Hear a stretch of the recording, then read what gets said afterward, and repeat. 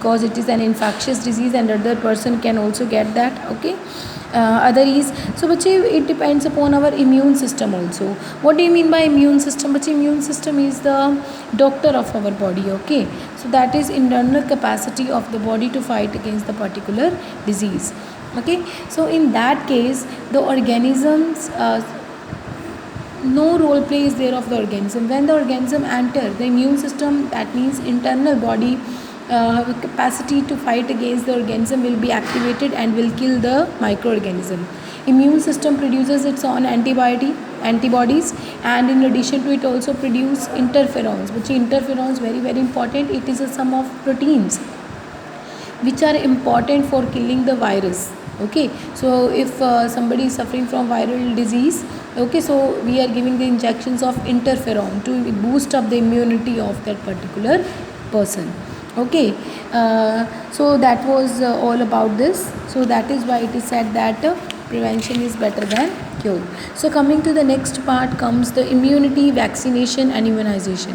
So bache, immunity I have already told, that is the capacity of the body to fight against a particular disease, that is called as immunity.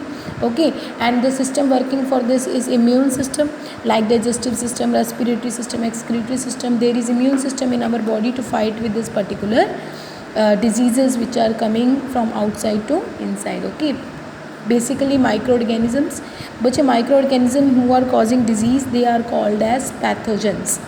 Okay, so let us talk about how it was discovered, how vaccination was discovered. So which there was a small there was English scientist named as Edward Jenner.